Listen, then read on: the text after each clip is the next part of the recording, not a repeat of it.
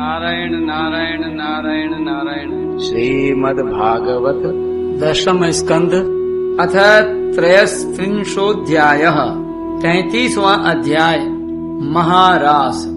श्री शुकदेव जी कहते हैं, श्री शुक उवाच इत्थं भगवतो गोप्य श्रुत्वा वाचः सुपेशलाः जहुर्विरहजं तापं तदंगोपचिताशिषः। राजन, गोपियां भगवान की इस प्रकार प्रेम भरी सुमधुर वाणी सुनकर जो कुछ विरहजन्य ताप शेष था उससे भी मुक्त हो गईं और सौंदर्य माधुर्य निधि प्राण प्यारे के अंग संग से सफल मनोरथ हो गईं। भगवान श्री कृष्ण की प्रेयसी और सेविका गोपियां एक दूसरे की बाह में बाह डाले खड़ी थीं। उन स्त्री रत्नों के साथ यमुना जी के पुलिन पर भगवान ने अपनी रसमयी रास क्रीड़ा प्रारंभ की। तत्रारभत गोविंदो रास क्रीड़ा मनुव्रतैः। संपूर्ण योगियों के स्वामी भगवान श्री कृष्ण दो गोपियों के बीच में प्रकट हो गए और उनके गले में अपना हाथ डाल दिया। इस प्रकार एक गोपी और एक कृष्ण, यही क्रम था। सभी गोपियां ऐसा अनुभव करती थीं कि हमारे प्यारे तो हमारे ही पास हैं। इस प्रकार सहस्र सहस्र गोपियों से शोभायमान भगवान श्री कृष्ण का दिव्य रासोत्सव प्रारंभ हुआ। उस समय आकाश में शत शत विमानों की भीड़ लग गई। सभी देवता अपनी अपनी पत्नियों के साथ वहां आ पहुँचे। रासोत्सव के दर्शन की लालसा से उत्सुकता से उनका मन उनके वश में नहीं था। स्वर्ग की दिव्य दुंदुबियां अपने आप बज उठीं। स्वर्गीय पुष्पों की वर्षा होने लगी। गंधर्व गण अपनी अपनी पत्नियों के साथ भगवान के निर्मल यश का गान करने लगे। रास मंडल में सभी गोपियां अपने प्रियतम श्याम सुंदर के साथ नृत्य करने लगी। उनकी कलाइयों के कंगन, पैरों के पायजेब और करधनी के छोटे छोटे घुंघरू एक साथ बज उठे। असंख्य गोपियां थीं, इसलिए यह मधुर ध्वनि भी बड़े ही जोर की हो रही थी। यमुना जी की रमण रेती पर ब्रज सुंदरियों के बीच में भगवान श्री कृष्ण की बड़ी अनोखी शोभा हुई। ऐसा जान पड़ता था मानो अगणित पीली पीली दमकती हुई सुवर्ण मणियों के बीच में ज्योतिर्मयी नीलमणि चमक रही हो। नृत्य के समय गोपियां तरह तरह से ठुमुक ठुमुक कर अपने पांव कभी आगे बढ़ाती और कभी पीछे हटा लेती।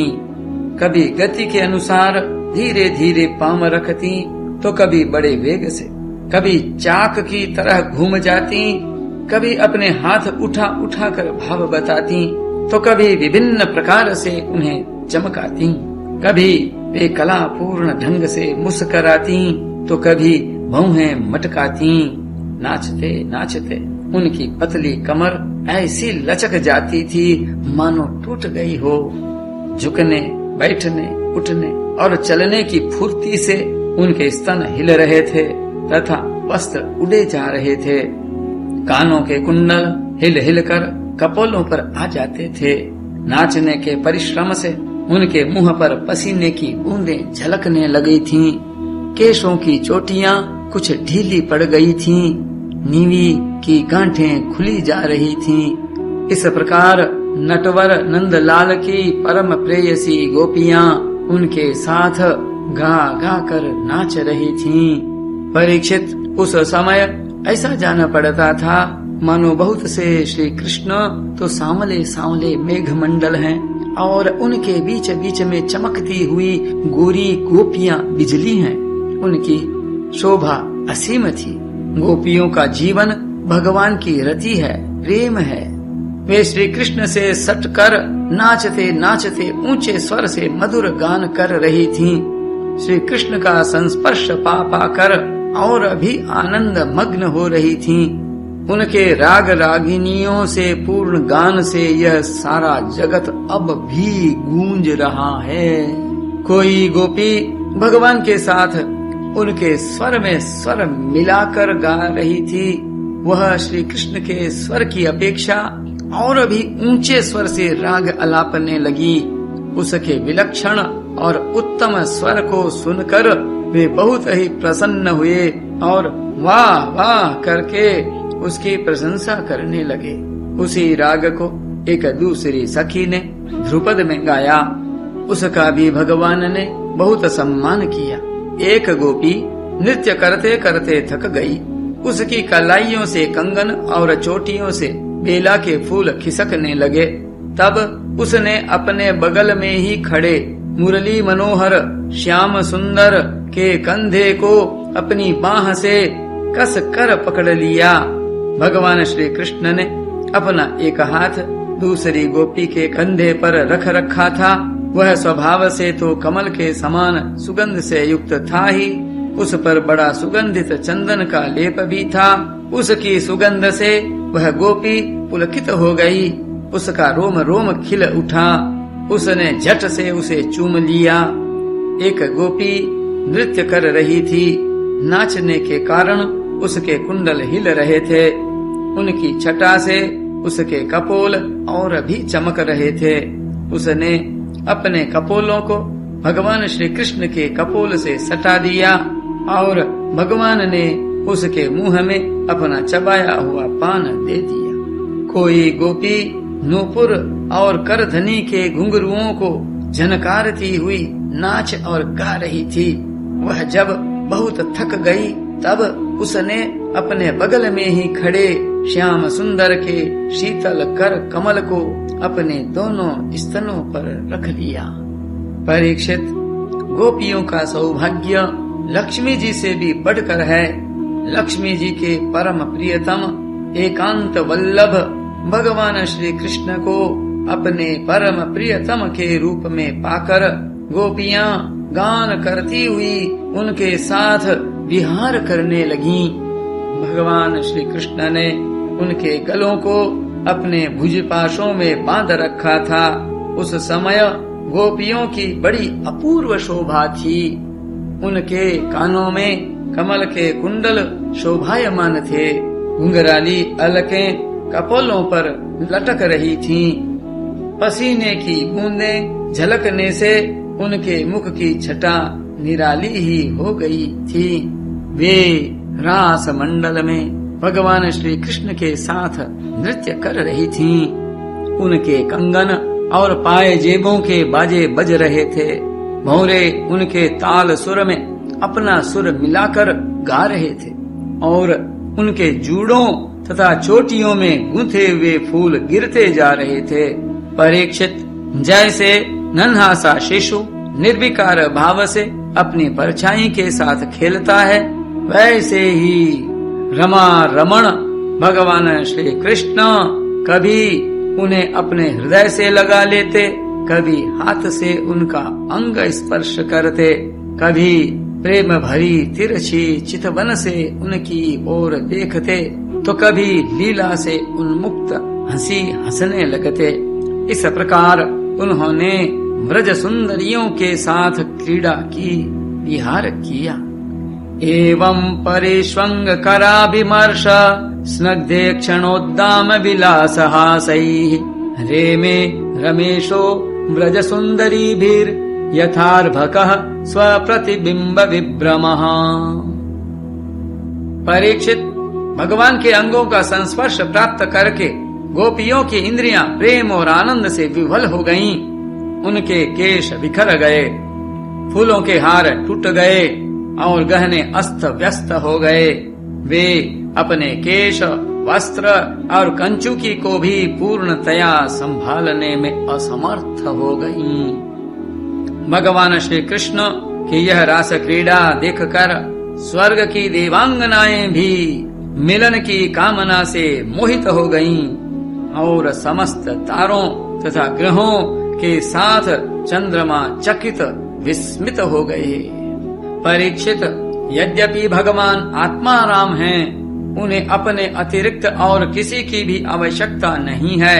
फिर भी उन्होंने जितनी गोपियां थीं उतने ही रूप धारण किए और खेल खेल में उनके साथ इस प्रकार विहार किया।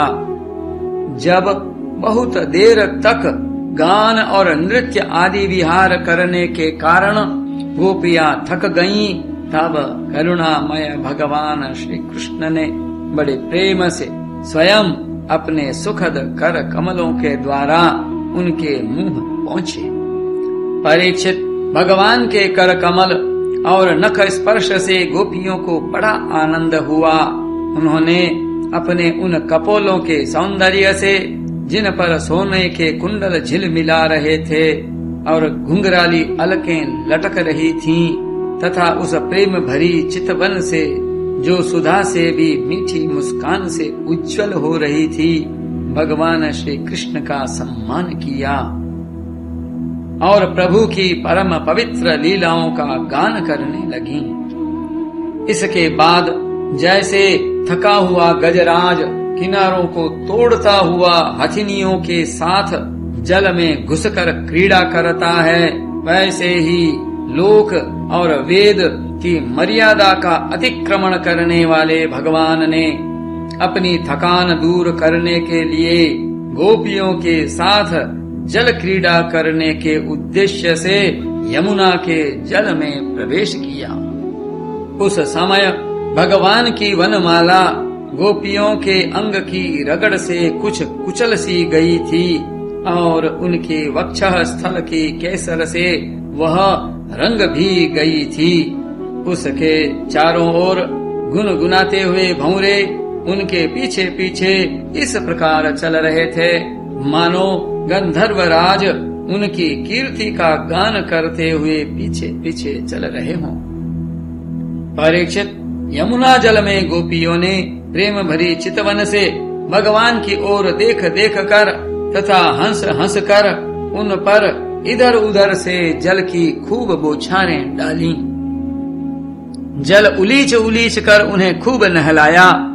विमानों पर चढ़े हुए देवता पुष्पों की वर्षा करके उनकी स्तुति करने लगे। इस प्रकार यमुना जल में स्वयं आत्मा राम भगवान श्री कृष्ण ने गजराज के समान जल विहार किया। रेमे स्वयं स्वरति रत्र गजेंद्र लीला। इसके बाद भगवान श्री कृष्ण ब्रज युवतियों और भौरों की भीड़ से घिरे हुए यमुना तट के उपवन में गए। वह बड़ा ही रमणीय था। उसके चारों ओर जल और स्थल में बड़ी सुंदर सुगंध वाले फूल खिले हुए थे। उनकी सुवास लेकर मंद मंद वायु चल रही थी। उसमें भगवान इस प्रकार विचरण करने लगे जैसे मदमत्त गजराज हथिनियों के झुंड के साथ घूम रहा हो। परीक्षित, शरद की वह रात्रि जिसके रूप में अनेक रात्रियां पुंजीभूत हो गई थीं, बहुत ही सुंदर थी। चारों ओर चंद्रमा की बड़ी सुंदर चांदनी छिटक रही थी। काव्यों में शरद ऋतु की जिन रस सामग्रियों का वर्णन मिलता है, उन सभी से वह युक्त थी। उस समय भगवान श्री कृष्ण ने अपनी प्रेयसी गोपियों के साथ यमुना के पुलिन यमुना जी और उनके उपवन में विहार किया। यह बात स्मरण रखनी चाहिए कि भगवान सत्य संकल्प हैं।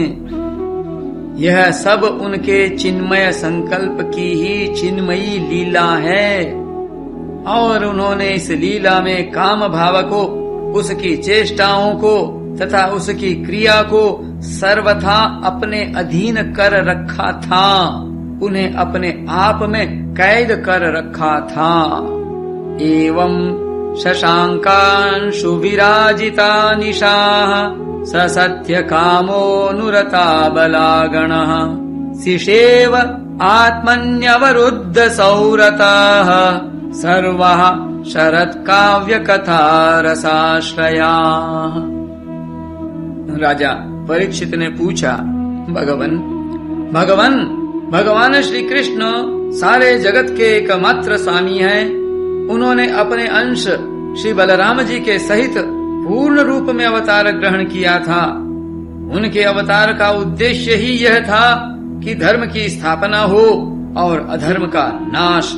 संस्थापनाय धर्मस्य प्रशमायेतरस्य च अवतीर्णो हि भगवान अंशेन जगदीश्वरः। ब्राह्मण वे धर्म मर्यादा के बनाने वाले, उपदेश करने वाले और रक्षक थे। फिर उन्होंने स्वयं धर्म के विपरीत और स्त्रियों का स्पर्श कैसे किया? मैं मानता हूँ कि भगवान श्री कृष्ण पूर्ण काम थे और उन्हें किसी भी वस्तु की कामना नहीं थी। फिर भी उन्होंने किस अभिप्राय से यह निंदनीय कर्म किया? परम ब्रह्मचारी मुनीश्वर, आप कृपा करके मेरा यह संदेह मिटाइए। आप्त कामो यदुपति कृतवान वै जुगुप्सितम् किम अभिप्रायः एतम् न संशयम् छिन्दी सुव्रत। श्री शुक उवाच। श्री शुकदेव जी कहते हैं, सूर्य, अग्नि आदि ईश्वर समर्थ कभी कभी धर्म का उल्लंघन और साहस का काम करते देखे जाते हैं, परंतु उन कामों से उन तेजस्वी पुरुषों को कोई दोष नहीं होता।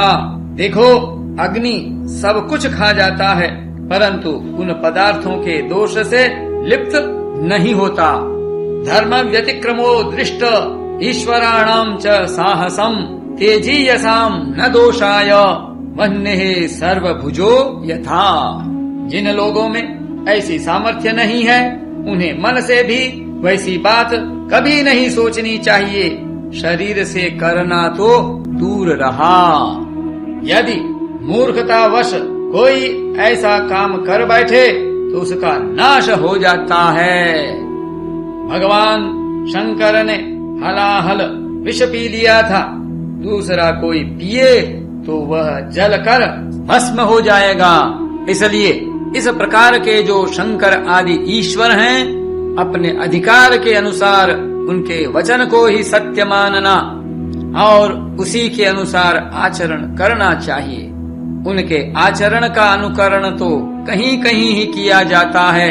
इसलिए बुद्धिमान पुरुष को चाहिए कि उनका जो आचरण उनके उपदेश के अनुकूल हो, उसी को जीवन में उतारे। ईश्वराणाम वचः सत्यम तथैवावचरितम क्वचित तेषाम यत् स्ववचो युक्तम बुद्धिमांस्तत् समाचरेत। परीक्षित, वे सामर्थ्यमान पुरुष अहंकारहीन होते हैं। शुभ कर्म करने में उनका कोई सांसारिक स्वार्थ नहीं होता और अशुभ कर्म करने में अनर्थ नुकसान नहीं होता। वे स्वार्थ और अनर्थ से ऊपर उठे होते हैं। जब उन्हीं के संबंध में ऐसी बात है, तब जो पशु पक्षी मनुष्य देवता आदि समस्त चराचर जीवों के एकमात्र प्रभु सर्वेश्वर भगवान हैं, उनके साथ मानवीय शुभ और अशुभ का संबंध कैसे जोड़ा जा सकता है? जिनके चरण कमलों के रज का सेवन करके भक्त जन तृप्त हो जाते हैं, जिनके साथ योग प्राप्त करके उसके प्रभाव से योगी जन अपने सारे कर्म बंधन काट डालते हैं, और विचारशील ज्ञानी जन जिनके तत्व का विचार करके तत्स्वरूप हो जाते हैं तथा समस्त कर्म बंधनों से मुक्त होकर स्वच्छंद विचरते हैं, वे ही भगवान अपने भक्तों की इच्छा से अपना चिन्मय श्री विग्रह प्रकट करते हैं। तब भला उनमें कर्म बंधन की कल्पना ही कैसे हो सकती है? गोपियों के, उनके पतियों के और संपूर्ण शरीरधारियों के अंतःकरणों में जो आत्मा रूप से विराजमान हैं, जो सबके साक्षी और परम पति हैं, वही तो अपना दिव्य चिन्मय श्री विग्रह प्रकट करके यह लीला कर रहे हैं। भगवान जीवों पर कृपा करने के लिए ही अपने को मनुष्य रूप में प्रकट करते हैं और ऐसी लीलाएं करते हैं जिन्हें सुनकर जीव भगवत परायण हो जाएं। ब्रजवासी गोपों ने भगवान श्री कृष्ण में तनिक भी दोष बुद्धि नहीं की। वे उनकी योग माया से मोहित होकर ऐसा समझ रहे थे कि हमारी पत्नियां हमारे पास ही हैं। ब्रह्मा की रात्रि के बराबर वह रात्रि बीत गई। ब्रह्म मुहूर्त आया। यद्यपि गोपियों की इच्छा अपने घर लौटने की नहीं थी, फिर भी भगवान श्री कृष्ण की आज्ञा से वे अपने अपने घर चली गईं, क्योंकि वे अपनी प्रत्येक चेष्टा से, प्रत्येक संकल्प से केवल भगवान को ही प्रसन्न करना चाहती थीं। परीक्षित, जो धीर पुरुष व्रज युवतियों के साथ भगवान श्री कृष्ण के इस चिन्मय रास लीला का श्रद्धा के साथ बार बार श्रवण और वर्णन करता है, उसे भगवान के चरणों में पराभक्ति की प्राप्ति होती है और वह बहुत ही शीघ्र अपने हृदय के रोग काम विकार से छुटकारा पा जाता है। उसका काम भाव सर्वदा के लिए नष्ट हो जाता है। विक्रीडितं व्रजवधूभिरिदं च विष्णोः श्रद्धान्वितोऽनु शृणुयादथ वर्णयेद् यः भक्तिं परां भगवति प्रतिलभ्य कामम् हृद्रोगमाश्वपहिनोत्यचिरेण धीरः। इति श्रीमद्भागवते महापुराणे पारमहंस्यां संहितायां दशमस्कन्धे पूर्वार्धे रासक्रीडा वर्णनं नाम 33 नारायण नारायण नारायण नारायण नारायण नारायण नारायण नारायण। श्रीमद् भागवत में ये रासलीला के 5 अध्याय उसके 5 प्राण माने जाते हैं। भगवान श्री कृष्ण की परम अंतरंग लीला निज स्वरूप भूता गोपिकाओं और ह्लादिनी शक्ति श्री राधा जी के साथ होने वाली भगवान की दिव्याति दिव्य क्रीड़ा इन अध्यायों में कही गई है। रास शब्द का मूल रस है और रस स्वयं भगवान श्री कृष्ण ही हैं। रसो वै सह। जिस दिव्य क्रीड़ा में एक ही रस अनेक रसों के रूप में होकर अनंत अनंत रस का समास्वादन करे, एक रस ही रस समूह के रूप में प्रकट होकर स्वयं ही आस्वाद्य आस्वादक लीला धाम और विभिन्न आलम्बन एवं उद्दीपन के रूप में क्रीड़ा करे, उसका नाम रास है। भगवान की यह दिव्य लीला भगवान के दिव्य धाम में दिव्य रूप से निरंतर हुआ करती है। यह भगवान की विशेष कृपा से प्रेमी साधकों के हितार्थ कभी कभी अपने दिव्य धाम के साथ ही भूमंडल पर भी अवतीर्ण हुआ करती है, जिसको देख सुन एवं गाकर तथा स्मरण चिंतन करके अधिकारी पुरुष रस स्वरूप भगवान की इस परम रसमयी लीला का आनंद ले सकें और स्वयं भी भगवान की लीला में सम्मिलित होकर अपने को कृतकृत्य कर सकें। इस पंचाध्यायी में वंशी ध्वनि, गोपियों के अभिसार, श्री कृष्ण के साथ उनकी बातचीत, रमण, श्री राधा जी के साथ अंतर्धान, पुनः प्राकट्य, गोपियों के द्वारा दिए हुए वसनासन पर विराजना, गोपियों के कूट प्रश्न का उत्तर, रास नृत्य, क्रीड़ा, जल केली और वन विहार का वर्णन है, जो मानवी भाषा में होने पर भी वस्तुतः परम दिव्य है। समय के साथ ही मानव मस्तिष्क भी पलटता रहता है। कभी अंतर्दृष्टि की प्रधानता हो जाती है और कभी बहिर्दृष्टि की। आज का युग ही ऐसा है। इस समय भगवान की दिव्य लीलाओं की तो बात ही क्या, स्वयं भगवान के अस्तित्व पर ही अविश्वास प्रकट किया जा रहा है। ऐसी स्थिति में इस दिव्य लीला का रहस्य न समझकर लोग तरह तरह की आशंका प्रकट करें, इसमें आश्चर्य की कोई बात नहीं है। यह लीला अंतर्दृष्टि से और मुख्यतः भगवत कृपा से ही समझ में आती है।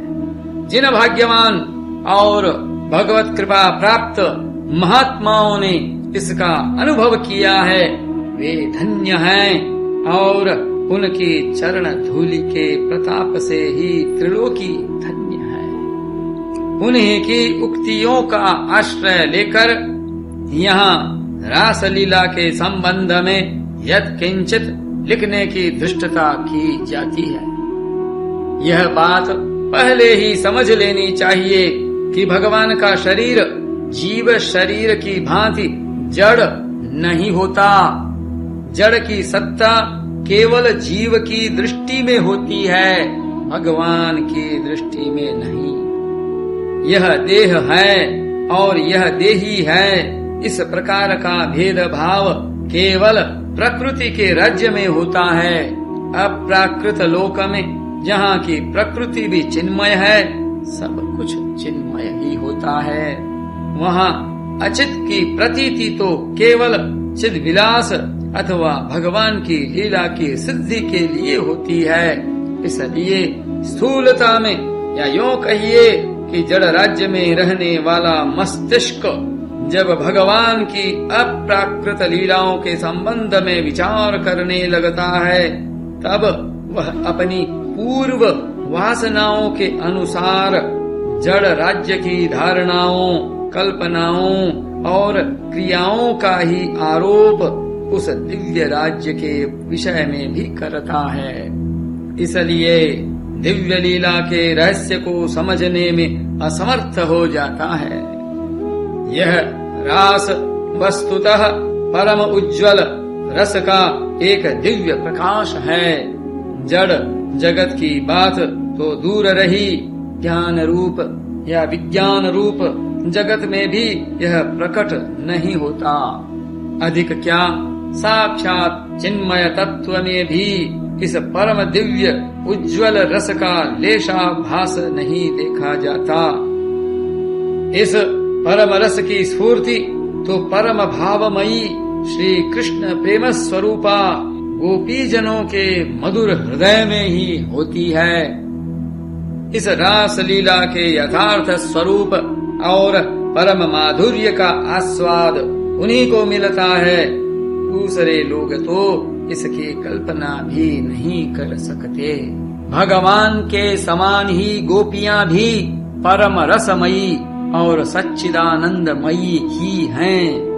साधना की दृष्टि से भी उन्होंने न केवल जड़ शरीर का ही त्याग कर दिया है, बल्कि सूक्ष्म शरीर से प्राप्त होने वाले स्वर्ग, कैवल्य से अनुभव होने वाले मोक्ष और तो क्या जड़ता की दृष्टि का ही त्याग कर दिया है। उनकी दृष्टि में केवल चिदानंद स्वरूप श्री कृष्ण हैं।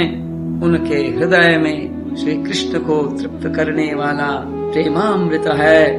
उनकी इस अलौकिक स्थिति में स्थूल शरीर, उसकी स्मृति और उसके संबंध से होने वाले अंग संग की कल्पना किसी भी प्रकार नहीं की जा सकती।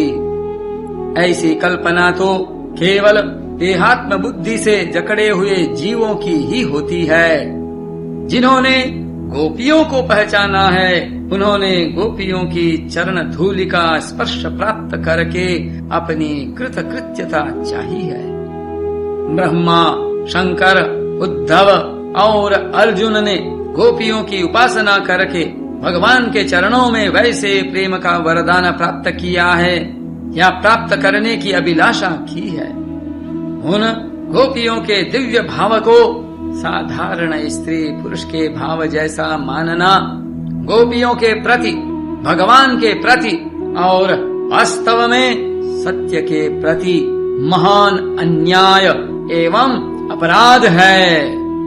इस अपराध से बचने के लिए भगवान की दिव्य लीलाओं पर विचार करते समय उनकी अप्राकृत दिव्यता का स्मरण रखना परम आवश्यक है।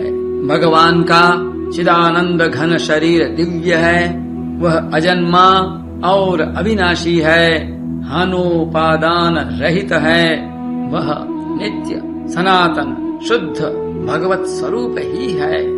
इसी प्रकार गोपियां दिव्य जगत की भगवान की स्वरूप भूता अंतरंग शक्तियां हैं। इन दोनों का संबंध भी दिव्य ही है। यह उच्चतम भाव राज्य की लीला स्थूल शरीर और स्थूल मन से परे है। आवरण भंग के अनंतर अर्थात चीर हरण करके जब भगवान स्वीकृति देते हैं तब इसमें प्रवेश होता है। प्राकृत देह का निर्माण होता है। स्थूल, सूक्ष्म और कारण इन तीन देहों के संयोग से। जब तक कारण शरीर रहता है तब तक इस प्राकृत देह से जीव को छुटकारा नहीं मिलता। कारण शरीर कहते हैं पूर्वकृत कर्मों के उन संस्कारों को जो देह निर्माण में कारण होते हैं। इस कारण शरीर के आधार पर जीव को बार बार जन्म मृत्यु के चक्कर में पड़ना होता है और यह चक्र जीव की मुक्ति न होने तक अथवा कारण का सर्वथा अभाव न होने तक चलता ही रहता है।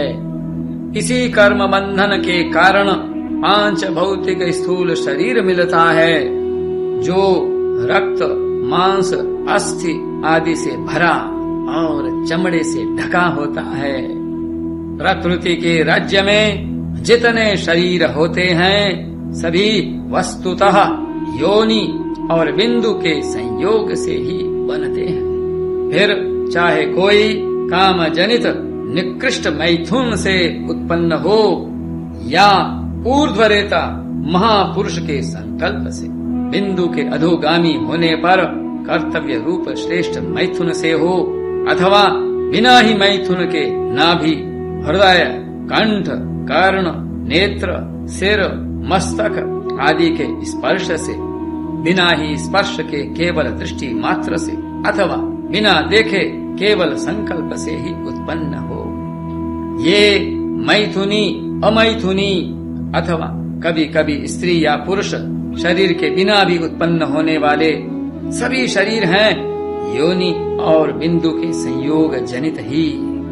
ये सभी प्राकृत शरीर हैं। इसी प्रकार योगियों के द्वारा निर्मित निर्माण काय यद्यपि अपेक्षाकृत शुद्ध हैं परंतु वे भी हैं प्राकृत ही। पितर या देवों के दिव्य कहलाने वाले शरीर भी प्राकृत ही हैं। अप्राकृत शरीर इन सब से विलक्षण हैं जो महाप्रलय में भी नष्ट नहीं होते और भगवत देह तो साक्षात भगवत स्वरूप ही है। देव शरीर प्रायः रक्त, मांस, मेद, अस्थि वाले नहीं होते, अप्राकृत शरीर भी नहीं होते। फिर भगवान श्री कृष्ण का भगवत स्वरूप शरीर तो रक्त, मांस, अस्थिमय होता ही कैसे? वह तो सर्वथा चिदानंदमय है। उसमें देह देही, गुण गुणी, रूप रूपी, नाम नामी और लीला तथा लीला पुरुषोत्तम का भेद नहीं है।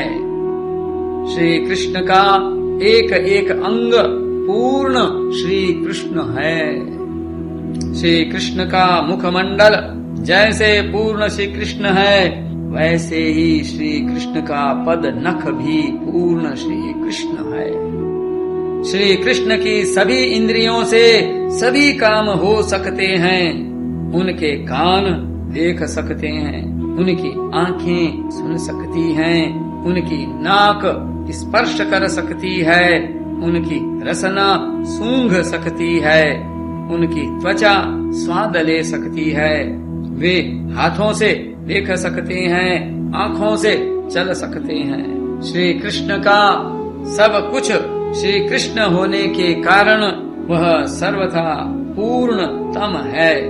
इसी से उनकी रूप माधुरी नित्य वर्धनशील, नित्य नवीन सौंदर्यमयी है। उसमें ऐसा चमत्कार है कि वह स्वयं अपने को ही आकर्षित कर लेती है। फिर उनके सौंदर्य माधुर्य से गौ, हरिण और वृक्ष, बेल पुलकित हो जाएं, इसमें तो कहना ही क्या है। भगवान के ऐसे स्वरूप भूत शरीर से गंदा मैथुन कर्म संभव नहीं। मनुष्य जो कुछ खाता है उससे क्रमशः रस, रक्त, मांस, मेद, मज्जा और अस्थि बनकर अंत में शुक्र बनता है। इसी शुक्र के आधार पर शरीर रहता है और मैथुन क्रिया में इसी शुक्र का क्षरण हुआ करता है। भगवान का शरीर न तो कर्मजन्य है, न मैथुनी सृष्टि का है और न दैवी ही है। वह तो इन सब से परे सर्वथा विशुद्ध भगवत स्वरूप है। उसमें रक्त, मांस, अस्थि आदि नहीं है, अतएव उसमें शुक्र भी नहीं है। इसलिए उसमें प्राकृत पांच भौतिक शरीरों वाले स्त्री पुरुषों के रमण या मैथुन की कल्पना भी नहीं हो सकती। इसीलिए भगवान को उपनिषद में अखंड ब्रह्मचारी बतलाया गया है। इसी से भागवत में उनके लिए अवरुद्ध सौरथ आदि शब्द आए हैं।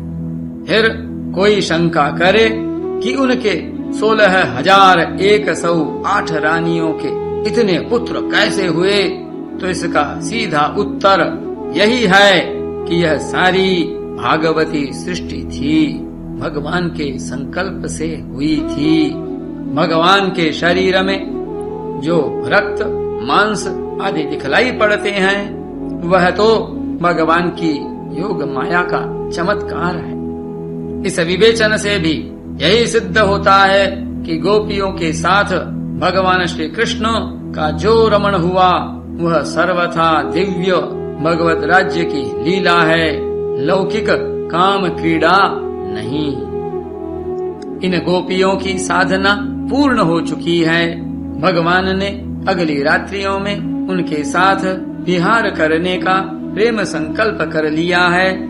इसी के साथ उन गोपियों को भी जो नित्य सिद्धा हैं, जो लोक दृष्टि में विवाहिता भी हैं, इन्हीं रात्रियों में दिव्य लीला में सम्मिलित करना है। वे अगली रात्रियां कौन सी हैं, यह बात भगवान की दृष्टि के सामने है। उन्होंने शारदीय रात्रियों को देखा, भगवान ने देखा, इसका अर्थ सामान्य नहीं विशेष है। जैसे सृष्टि के प्रारंभ में स ऐक्षत एकोहम बहुश्याम, भगवान के इस ईक्षण से जगत की उत्पत्ति होती है, वैसे ही रास के प्रारंभ में भगवान के प्रेम वीक्षण से शरत काल की दिव्य रात्रियों की सृष्टि होती है। मल्लिका, पुष्प, चंद्रिका आदि समस्त उद्दीपन सामग्री भगवान के द्वारा वीक्षित है, अर्थात लौकिक नहीं, अलौकिक अप्राकृत है। गोपियों ने अपना मन श्री कृष्ण के मन में मिला दिया था। उनके पास स्वयं मन न था। अब प्रेम दान करने वाले श्री कृष्ण ने विहार के लिए नवीन मन की, दिव्य मन की सृष्टि की। योगेश्वरेश्वर भगवान श्री कृष्ण की यही योग माया है, जो रास लीला के लिए दिव्य स्थल, दिव्य सामग्री एवं दिव्य मन का निर्माण किया करती है। इतना होने पर भगवान की बांसुरी बजती है। भगवान की बांसुरी जड़ को चेतन, चेतन को जड़, चल को अचल और अचल को चल, विक्षिप्त को समाधिस्थ और समाधिस्थ को विक्षिप्त बनाती रहती है। भगवान का प्रेम दान प्राप्त करके गोपियां निसंकल्प निश्चिंत होकर घर के काम में लगी हुई थीं। कोई गुरुजनों की सेवा शुश्रूषा धर्म के काम में लगी हुई थी, कोई गोदोहन आदि अर्थ के काम में लगी हुई थी, कोई साज श्रृंगार आदि काम के साधन में व्यस्त थी, कोई पूजा पाठ आदि मोक्ष साधन में लगी हुई थी। सब लगी हुई थी अपने अपने काम में, परंतु वास्तव में वे उनमें से एक भी पदार्थ चाहती न थीं। यही उनकी विशेषता थी। और इसका प्रत्यक्ष प्रमाण यह है कि वंशी ध्वनि सुनते ही कर्म की पूर्णता पर उनका ध्यान नहीं गया। काम पूरा करके चलें ऐसा उन्होंने नहीं सोचा। वे चल पड़ी उस साधक सन्यासी के समान, जिसका हृदय वैराग्य की प्रदीप्त ज्वाला से परिपूर्ण है। किसी ने किसी से पूछा नहीं, सलाह नहीं की, अस्त व्यस्त गति से जो जैसे थी वैसे ही श्री कृष्ण के पास पहुंच गई। वैराग्य की पूर्णता और प्रेम की पूर्णता एक ही बात है, दो नहीं। गोपियां ब्रज और श्री कृष्ण के बीच में मूर्तिमान वैराग्य है या मूर्तिमान प्रेम, क्या इसका निर्णय कोई कर सकता है? साधना के दो भेद हैं, मर्यादा पूर्ण वैध साधना और मर्यादा रहित अवैध प्रेम साधना। दोनों के ही अपने अपने स्वतंत्र नियम हैं। वैध साधना में जैसे नियमों के बंधन का, सनातन पद्धति का, कर्तव्यों का और विविध पालनीय कर्मों का त्याग साधना से भ्रष्ट करने वाला और महान हानिकर है, वैसे ही अवैध प्रेम साधना में इनका पालन कलंक रूप होता है। यह बात नहीं कि इन सब आत्मोन्नति के साधनों को वह अवैध प्रेम साधना का साधक जानबूझकर छोड़ देता है। बात यह है कि वह स्तर ही ऐसा है जहाँ इनकी आवश्यकता नहीं है। ये वहाँ अपने आप वैसे ही छूट जाते हैं जैसे नदी के पार पहुँच जाने पर स्वाभाविक ही नौका की सवारी छूट जाती है। जमीन पर न तो नौका पर बैठकर चलने का प्रश्न उठता है और न ऐसा चाहने या करने वाला बुद्धिमान ही माना जाता है। ये सब साधन वहीं तक रहते हैं जहाँ तक सारी वृत्तियाँ सहज स्वेच्छा से सदा सर्वदा एकमात्र भगवान की ओर दौड़ने नहीं लग जाती।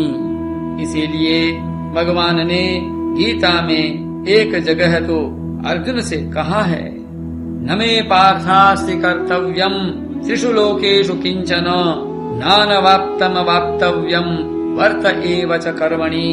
अर्जुन, यद्यपि तीनों लोकों में मुझे कुछ भी करना नहीं है और न मुझे किसी वस्तु को प्राप्त ही करना है जो मुझे न प्राप्त हो, तो भी मैं कर्म करता ही हूँ। यदि मैं सावधान होकर कर्म न करूँ तो अर्जुन, मेरी देखा देखी लोग कर्मों को छोड़ बैठे और यूं मेरे कर्म न करने से ये सारे लोग भ्रष्ट हो जाएं तथा मैं इन्हें वर्ण संकर बनाने वाला और सारी प्रजा का नाश करने वाला बनूं। इसलिए मेरे इस आदर्श के अनुसार अनासक्त ज्ञानी पुरुष को भी लोक संग्रह के लिए वैसे ही कर्म करना चाहिए जैसे कर्म में आसक्त अज्ञानी लोग करते हैं। न मे पार्थास्ति कर्तव्यम त्रिषु लोकेषु किंचन नानवाप्तम वाप्तव्यम वर्त एव च कर्मणि। यदि हम न वर्तेयम जातु कर्मण्यतन्द्रितः मम वर्तमानुवर्तन्ते मनुष्या पार्थ सर्वशः। उत्सीदेयुरिमे लोका न कुर्याम् कर्म चेदहम् संकरस्य च कर्ता स्यामुपहन्यामि महाप्रजः। सक्तः कर्मण्य विद्वांसो यथा कुर्वन्ति भारत कुर्यात् विद्वांस तथा सक्तश चिकीर्षुर लोक संग्रहम्।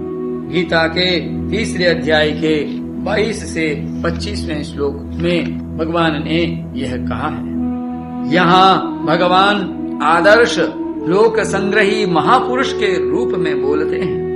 लोक नायक बनकर सर्व साधारण को शिक्षा देते हैं। इसलिए स्वयं अपना उदाहरण देकर लोगों को कर्म में प्रवृत्त करना चाहते हैं। ये ही भगवान उसी गीता में जहाँ अंतरंगता की बात कहते हैं, वहाँ स्पष्ट कहते हैं, सर्वधर्मान परित्यज्य मामेकम शरणम व्रज।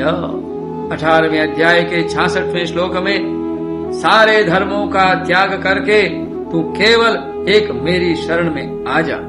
यह बात सबके लिए नहीं है। इसी से भगवान 18वें अध्याय के 64वें में इसे सबसे बढ़कर छिपी हुई गुप्त बात सर्वगुह्यतम कहकर इसके बाद के ही श्लोक में कहते हैं, इदंते ना तपस्काय ना भक्ताय कदाचन न चाशुश्रूषवे वाच्यम न च माम योग्य सूयति। भैया अर्जुन, इस सर्वगुह्यतम बात को जो इंद्रिय विजयी तपस्वी न हो, मेरा भक्त न हो, सुनना न चाहता हो और मुझ में दोष लगाता हो, उसे न कहना। श्री गोपी जन साधना के इसी उच्च स्तर में परम आदर्श थीं। इसी से उन्होंने देह गेह पति पुत्र लोक परलोक कर्तव्य धर्म सबको छोड़कर सबका उल्लंघन कर एकमात्र परम धर्म स्वरूप भगवान श्री कृष्ण को ही पाने के लिए अभिसार किया था। उनका यह पति पुत्रों का त्याग, यह सर्व धर्म का त्याग ही उनके स्तर के अनुरूप स्वधर्म है। इस सर्व धर्म त्याग रूप स्वधर्म का आचरण गोपियों जैसे उच्च स्तर के साधकों में ही संभव है, क्योंकि सब धर्मों का यह त्याग वही कर सकते हैं जो इसका यथाविधि पूरा पालन कर चुकने के बाद इसके परम फल अनन्य और अचिंत्य देव दुर्लभ भगवत प्रेम को प्राप्त कर चुकते हैं। वे भी जानबूझकर त्याग नहीं करते। सूर्य का प्रखर प्रकाश हो जाने पर तैल दीपक की भांति स्वतः ही ये धर्म उसे त्याग देते हैं। यह त्याग तिरस्कार मूलक नहीं वरम तृप्ति मूलक है। भगवत प्रेम की ऊंची स्थिति का यही स्वरूप है। देवर्षि नारद जी का एक सूत्र है, वेदानपि संन्यस्यति केवलम अविच्छिन्नानुरागम लभते। जो वेदों का वेद मूलक समस्त धर्म मर्यादाओं का भी भली भांति त्याग कर देता है, वह अखंड असीम भगवत प्रेम को प्राप्त करता है। जिसको भगवान अपनी वंशी ध्वनि सुनाकर नाम ले लेकर बुलाएं, वह भला किसी दूसरे धर्म की ओर ताक कर कब और कैसे रुक सकता है। रोकने वालों ने रोका भी, परंतु हिमालय से निकलकर समुद्र में गिरने वाली ब्रह्मपुत्र नदी की प्रखर धारा को क्या कोई रोक सकता है। वे न रुकी, नहीं रोकी जा सकी। जिनके चित्त में कुछ प्राक्तन संस्कार अवशिष्ट थे, वे अपने अनधिकार के कारण सशरीर जाने में समर्थ न हुई। उनका शरीर घर में पड़ा रह गया। भगवान के वियोग दुख से उनके सारे कलुष धुल गए। ध्यान में प्राप्त भगवान के प्रेमालिंगन से उनके समस्त सौभाग्य का परम फल प्राप्त हो गया और वे भगवान के पास सशरीर जाने वाली गोपियों के पहुँचने से पहले ही भगवान के पास पहुँच गयीं, भगवान में मिल गयीं। यह शास्त्र का प्रसिद्ध सिद्धांत है कि पाप पुण्य के कारण ही बंधन होता है और शुभाशुभ का भोग होता है। शुभाशुभ कर्मों के भोग से जब पाप पुण्य दोनों नष्ट हो जाते हैं, तब जीव की मुक्ति हो जाती है। यद्यपि गोपियां पाप पुण्य से रहित श्री भगवान की प्रेम प्रतिमा स्वरूपा थीं, तथापि लीलाओं के लिए यह दिखाया गया है कि अपने प्रियतम श्री कृष्ण के पास न जा सकने से उनके विरहा नल से उनको इतना महान संताप हुआ कि उससे उनके संपूर्ण अशुभ का भोग हो गया। उनके समस्त पाप नष्ट हो गए और प्रियतम भगवान के ध्यान से उन्हें इतना आनंद हुआ कि उससे उनके सारे पुण्यों का फल मिल गया।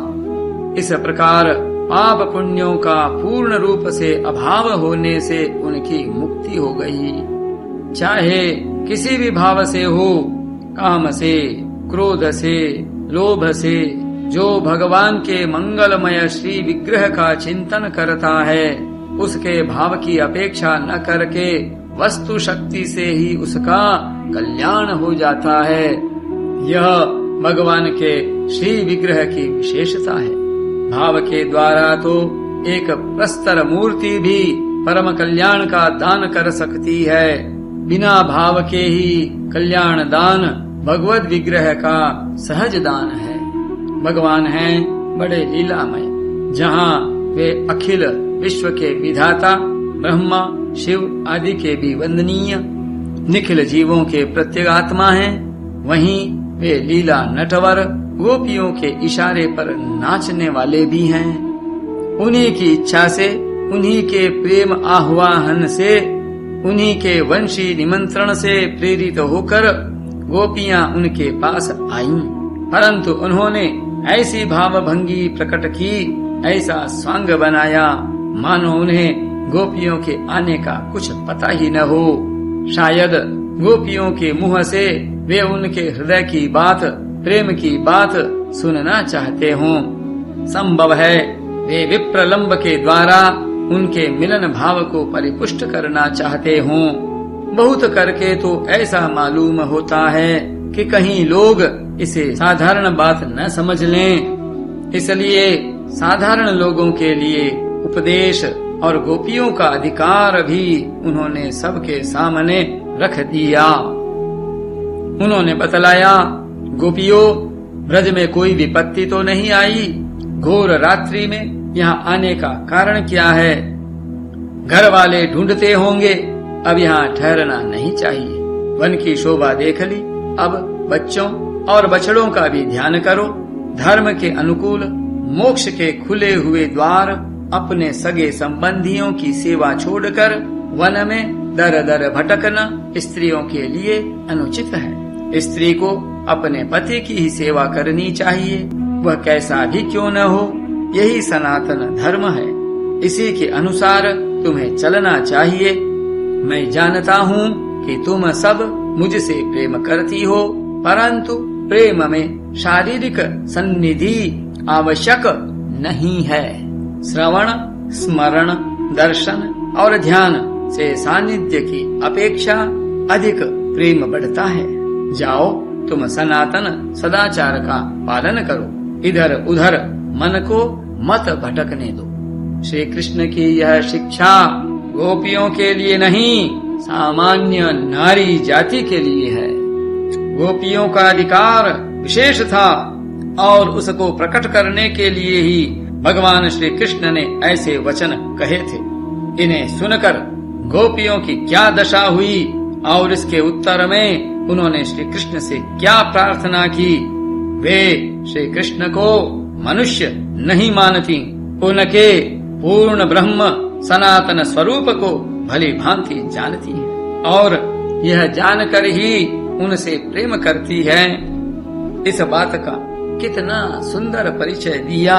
यह सब विषय मूल में ही पाठ करने योग्य है। सचमुच जिनके हृदय में भगवान के परम तत्व का वैसा अनुपम ज्ञान और भगवान के प्रति वैसा महान अनन्य अनुराग है और सच्चाई के साथ जिनकी वाणी में वैसे उद्गार हैं, वे ही विशेष अधिकारवान हैं। गोपियों की प्रार्थना से यह बात स्पष्ट है कि वे श्री कृष्ण को अंतर्यामी योगेश्वरेश्वर परमात्मा के रूप में पहचानती थी और जैसे दूसरे लोग गुरु, सखा या माता पिता के रूप में श्री कृष्ण की उपासना करते हैं, वैसे ही वे पति के रूप में श्री कृष्ण से प्रेम करती थीं, जो कि शास्त्रों में मधुर भाव के उज्ज्वल परम रस के नाम से कहा गया है।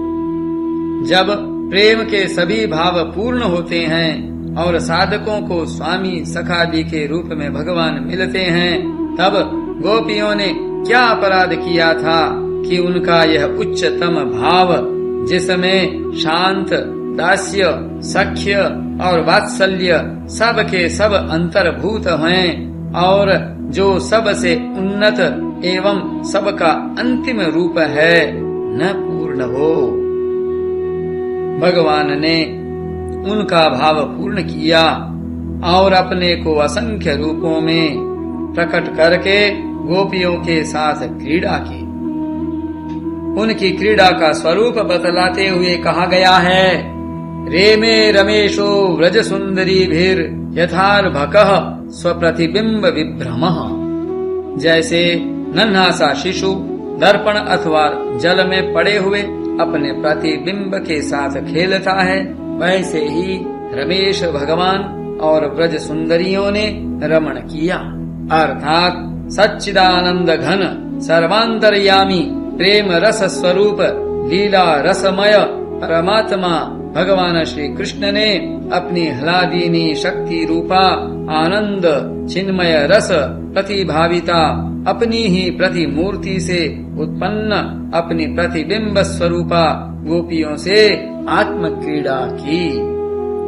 पूर्ण ब्रह्म सनातन रस स्वरूप रसराज रसिक शेखर रस पर ब्रह्म अखिल रसामृत विग्रह भगवान श्री कृष्ण की इस चिदानंद रसमयी दिव्य क्रीड़ा का नाम ही रास है। इसमें न कोई जड़ शरीर था, न प्राकृत अंग संग था और न इसके संबंध की प्राकृत और स्थूल कल्पनाएं ही थीं। यह था चिदानंदमय भगवान का दिव्य विहार, जो दिव्य लीला धाम में सर्वदा होते रहने पर भी कभी कभी प्रकट होता है। वियोग ही संयोग का पोषक है। मान और मद ही भगवान की लीला में बाधक हैं। भगवान की दिव्य लीला में मान और मद भी जो कि दिव्य हैं, इसीलिए होते हैं कि उनसे लीला में रस की और भी पुष्टि हो। भगवान की इच्छा से ही गोपियों में लीलानुरूप मान और मद का संचार हुआ और भगवान अंतर्धान हो गए। जिनके हृदय में लेश मात्र भी मद अवशेष है, नाम मात्र भी मान का संस्कार शेष है, वे भगवान के सम्मुख रहने के अधिकारी नहीं, अथवा वे भगवान का पास रहने पर भी दर्शन नहीं कर सकते। परंतु गोपियां गोपियां थी, उनसे जगत के किसी प्राणी की तिल मात्र भी तुलना नहीं है। भगवान के वियोग में गोपियों की क्या दशा हुई, इस बात को रास लीला का प्रत्येक पाठक जानता है। गोपियों के शरीर मन प्राण वे जो कुछ थीं, सब श्री कृष्ण में एक तान हो गए। उनके प्रेमोन्माद का वह गीत जो उनके प्राणों का प्रत्यक्ष प्रतीक है, आज भी भावुक भक्तों को भावमग्न करके भगवान के लीला लोक में पहुंचा देता है। एक बार सरस हृदय से हृदयहीन होकर नहीं, पाठ करने मात्र से ही यह गोपियों की महत्ता संपूर्ण हृदय में भर देता है। गोपियों के उस महाभाव, उस अलौकिक प्रेमोन्माद को देखकर श्री कृष्ण भी अंतर्हित न रह सके। उनके सामने साक्षात मन्मथः रूप से प्रकट हुए और उन्होंने मुक्त कंठ से स्वीकार किया कि गोपियों, मैं तुम्हारे प्रेम भाव का चिर ऋणी हूँ। यदि मैं अनंत काल तक तुम्हारी सेवा करता रहूं तो भी तुमसे उऋण नहीं हो सकता। मेरे अंतर्धान होने का प्रयोजन तुम्हारे चित्त को दुखाना नहीं था, बल्कि तुम्हारे प्रेम को और भी उज्ज्वल एवं समृद्ध करना था। इसके बाद रास क्रीड़ा प्रारंभ हुई। जिन्होंने अध्यात्म शास्त्र का स्वाध्याय किया है, वे जानते हैं कि योग सिद्धि प्राप्त साधारण योगी भी काय व्यूह के द्वारा एक साथ अनेक शरीरों का निर्माण कर सकते हैं और अनेक स्थानों पर उपस्थित रहकर पृथक पृथक कार्य कर सकते हैं। इंद्र आदि देवगण एक ही समय अनेक स्थानों पर उपस्थित होकर अनेक यज्ञों में युगपत आहुति स्वीकार कर सकते हैं। निखिल योगियों और योगेश्वरों के ईश्वर सर्व समर्थ भगवान श्री कृष्ण यदि एक ही साथ अनेक गोपियों के साथ क्रीड़ा करें तो इसमें आश्चर्य की कौन सी बात है।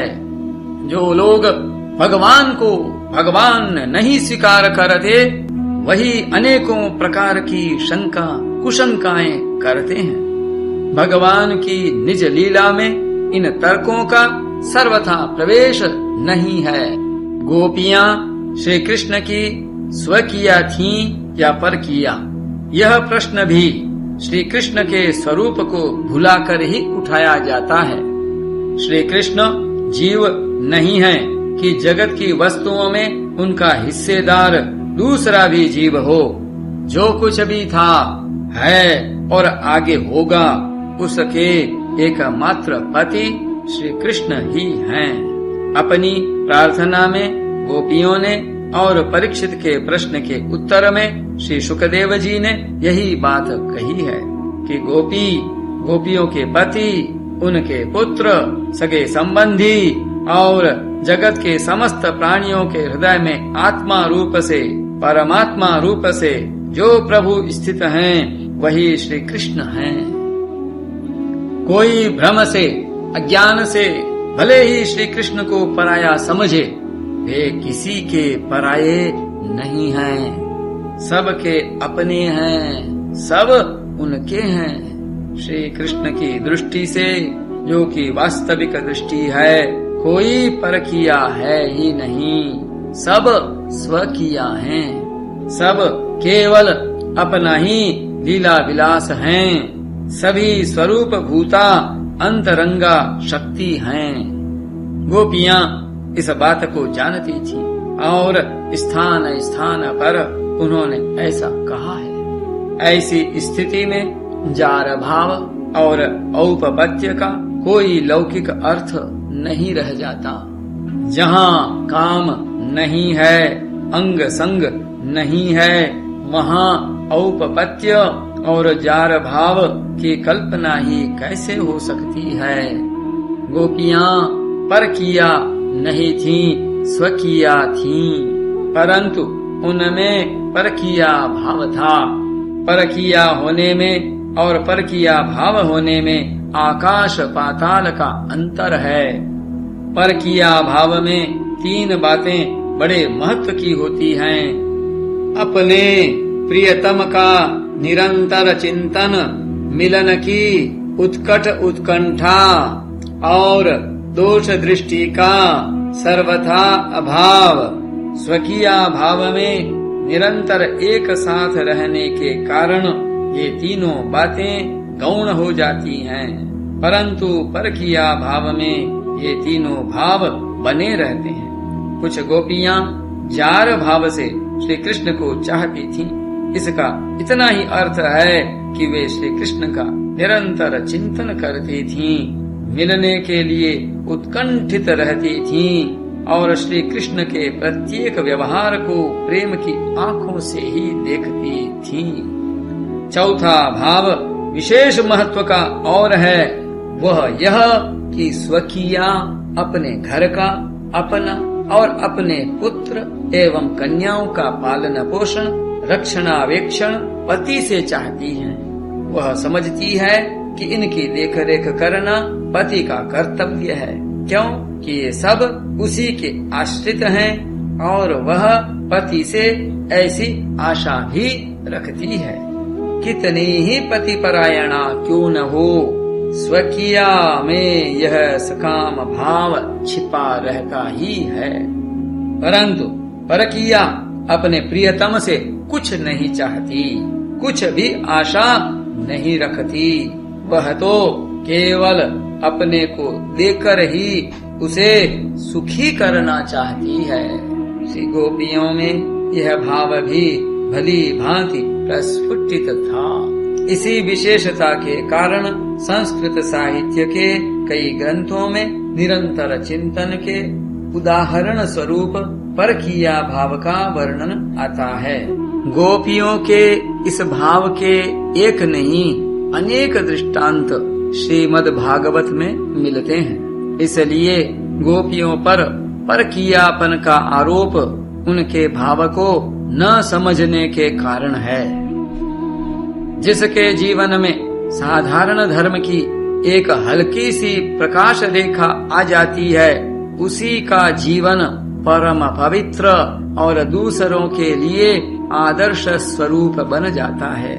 फिर वे गोपियां जिनका जीवन साधना की चरम सीमा पर पहुंच चुका है, अथवा जो नित्य सिद्धा एवं भगवान की स्वरूप भूता हैं, या जिन्होंने कल्पों तक साधना करके श्री कृष्ण की कृपा से उनका सेवाधिकार प्राप्त कर लिया है, सदाचार का उल्लंघन कैसे कर सकती हैं और समस्त धर्म मर्यादाओं के संस्थापक श्री कृष्ण पर धर्मोल्लंघन का लांछन कैसे लगाया जा सकता है। श्री कृष्ण और गोपियों के संबंध में इस प्रकार की कुकल्पनाएं उनके दिव्य स्वरूप और दिव्य लीला के विषय में अनभिज्ञता ही प्रकट करती हैं। श्रीमद् भागवत पर 10वें स्कंध पर और रास पंचाध्यायी पर अब तक अनेकानेक भाष्य और टीकाएं लिखी जा चुकी हैं, जिनके लेखकों में जगत गुरु श्री वल्लभाचार्य, श्री श्रीधर स्वामी, श्री जीव गोस्वामी आदि हैं। उन लोगों ने बड़े विस्तार से रास लीला की महिमा समझाई है। किसी ने इसे काम पर विजय बतलाया है, किसी ने भगवान का दिव्य विहार बतलाया है, और किसी ने इसका आध्यात्मिक अर्थ किया है। भगवान श्री कृष्ण आत्मा है, आत्माकार वृत्ति श्री राधा है, और शेष आत्माभिमुख वृत्तियां गोपियां हैं। उनका धारा प्रवाह रूप से निरंतर आत्म रमण ही रास है। किसी भी दृष्टि से देखें, रास लीला की महिमा अधिकाधिक प्रकट होती है, परंतु इससे ऐसा नहीं मानना चाहिए कि श्रीमद् भागवत में वर्णित रास या रमण प्रसंग केवल रूपक या कल्पना मात्र है। वह सर्वथा सत्य है, और जैसा वर्णन है वैसा ही मिलन, विलास आदि रूप श्रृंगार का रसास्वादन भी हुआ था। भेद इतना ही है कि वह लौकिक स्त्री पुरुषों का मिलन न था। उनके नायक थे सच्चिदानंद विग्रह, परात्पर तत्व, पूर्णतम, स्वाधीन और निरंकुश स्वेच्छा विहारी गोपीनाथ भगवान नंद नंदन, और नायिका थी स्वयं हलादिनी शक्ति श्री राधा जी, और उनकी काय व्यूह रूपा उनकी घनीभूत मूर्तियां श्री गोपी जन। अतएव इनकी यह लीला अप्राकृत थी। सर्वथा मीठी मिश्री की अत्यंत कड़वे इंद्रायण तूंबे जैसी कोई आकृति बना ली जाए, जो देखने में ठीक तूंबे जैसी ही मालूम हो, परंतु इससे असल में क्या वह मिश्री का तूंबा कड़वा थोड़े ही हो जाता है? क्या तूंबे के आकार की होने से ही मिश्री के स्वाभाविक गुण मधुरता का अभाव हो जाता है? नहीं नहीं, वह किसी भी आकार में हो, सर्वत्र सर्वदा और सर्वथा केवल मिश्री ही मिश्री है।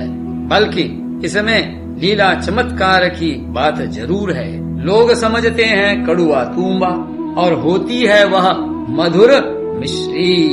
इसी तरह अखिल रसामृत सिंधु सच्चिदानंद विग्रह भगवान श्री कृष्ण और उनकी अंतरंगा अभिन्न स्वरूपा गोपियों की लीला भी देखने में कैसी ही क्यों न हो, वस्तुतः वह सच्चिदानंदमयी ही है। उसमें सांसारिक गंदे काम का कड़वा स्वाद है ही नहीं।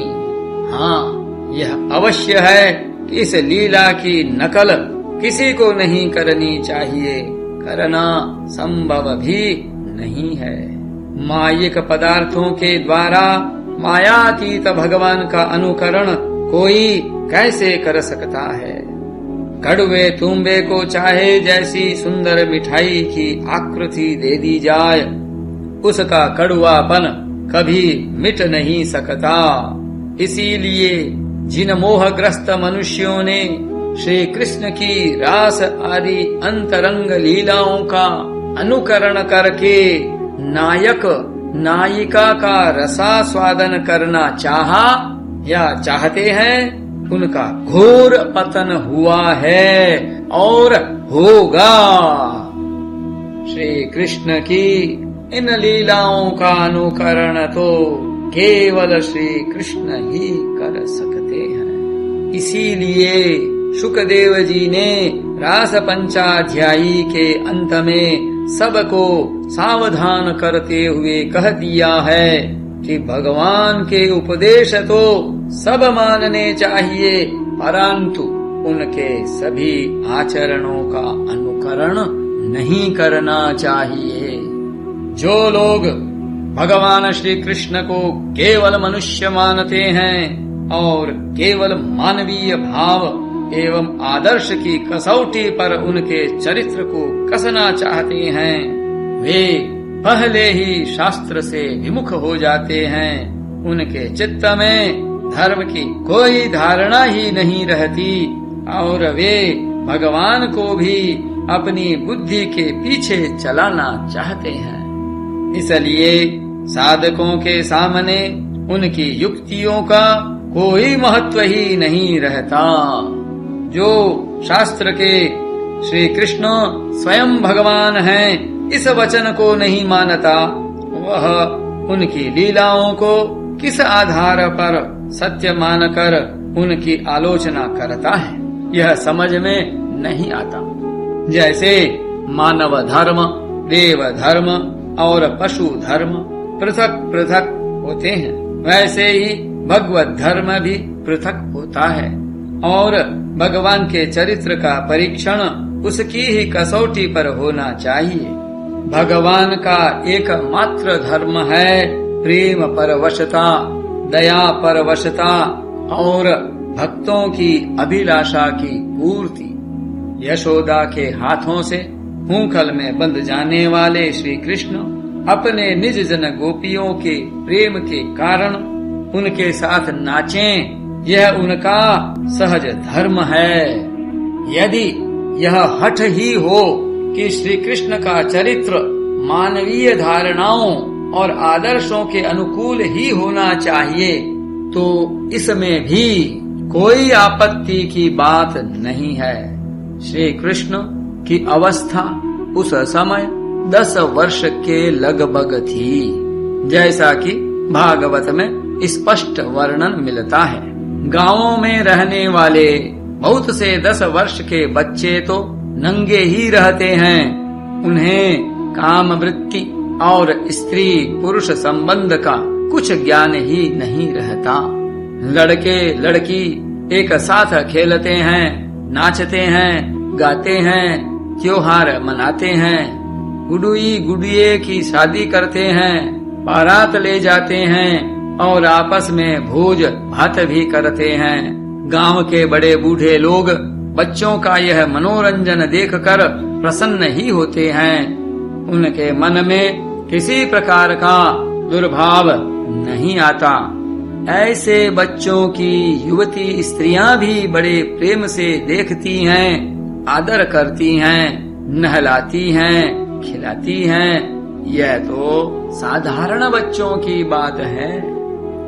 श्री कृष्ण जैसे असाधारण धीर शक्ति संपन्न बालक, जिनके अनेक सद्गुण बाल्यकाल में ही प्रकट हो चुके थे, जिनकी सम्मति, चातुर्य और शक्ति से बड़ी बड़ी विपत्तियों से ब्रजवासियों ने त्राण पाया था, उनके प्रति वहाँ की स्त्रियों, बालिकाओं और बालकों का कितना आदर रहा होगा, इसकी कल्पना नहीं की जा सकती।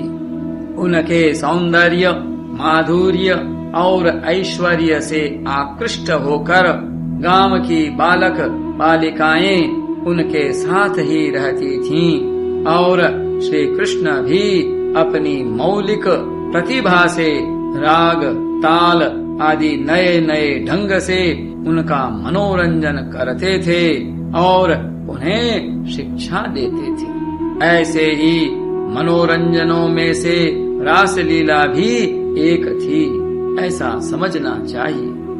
जो श्री कृष्ण को केवल मनुष्य समझते हैं, उनकी दृष्टि में भी यह दोष की बात नहीं होनी चाहिए। वे उदारता और बुद्धिमानी के साथ भागवत में आए हुए काम, रति आदि शब्दों का ठीक वैसा ही अर्थ समझें जैसा कि उपनिषद और गीता में इन शब्दों का अर्थ होता है। वास्तव में गोपियों के निष्कपट प्रेम का ही नामांतर काम है और भगवान श्री कृष्ण का आत्म रमण अथवा उनकी दिव्य क्रीड़ा ही रति है। इसीलिए स्थान स्थान पर उनके लिए विभु, परमेश्वर, लक्ष्मीपति, भगवान, योगेश्वरेश्वर, आत्मा राम, मन मथ आदि शब्द आए हैं, जिससे किसी को कोई भ्रम न हो जाए। जब गोपियां श्री कृष्ण की वंशी ध्वनि सुनकर वन में जाने लगी थीं, तब उनके सगे संबंधियों ने उन्हें जाने से रोका था। रात में अपनी बालिकाओं को भला कौन बाहर जाने देता। फिर भी वे चली गईं और इससे घर वालों को किसी प्रकार की अप्रसन्नता नहीं हुई और न तो उन्होंने श्री कृष्ण पर या गोपियों पर किसी प्रकार का लांछन ही लगाया। उनका श्री कृष्ण पर, गोपियों पर विश्वास था और वे उनके बचपन और खेलों से परिचित थे।